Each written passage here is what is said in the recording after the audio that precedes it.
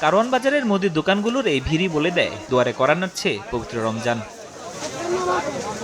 বিক্রেতারা বলছেন সপ্তাহ ব্যবধানে বিক্রি বেড়েছে কয়েক গুণ। ইফতার ও সেহরিতে প্রয়োজনীয় সব পণ্যেরই সরবরাহ স্বাভাবিক। তাদের দাবি গত বছরের তুলনায় দামও কম।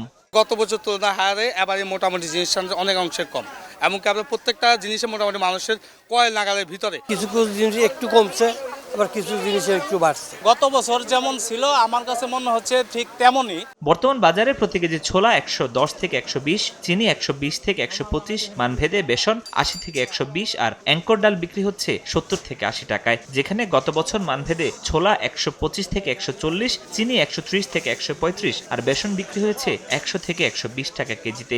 সবকিছুই বাজার আগের মতোই আছে, কোনো কিছু বাড়ে নাই, কিন্তু কিছুটা কমতির দিকেও আছে। যেমন যেগুলো মসুর ডাল বা ডালের আইটেম যেগুলো। চিনি আগের বারে ছিল ১৪৫ টাকা কেজি, এখন চিনি চলতেছে এবারে ১২০ টাকা করে।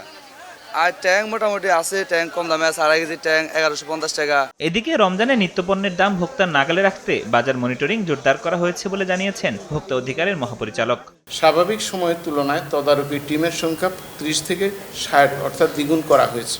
৬৩টি জেলায় জেলা প্রশাসকগণ কর্তৃক তাদের পরিচালিত তদারকি টিমের অতিরিক্ত রমজানে ৩০ দিন নিয়মিত নিবিড় মনিটরিং কার্যক্রম পরিচালনার উদ্যোগ নেওয়া হয়েছে। রমজানে নিত্যপণ্যের বাজারে সংকট তৈরিকারীদের আইনের আওতায় আনা হবে বলে হুঁশিয়ারি ভোক্তা অধিদপ্তরের মহাপরিচালকের। ভোক্তা স্বার্থ বিরোধী কাজ করে তাদেরকে আইনের আওতায় আনতে হবে। ফরহাদুর রহমান, সময় সংবাদ, ঢাকা।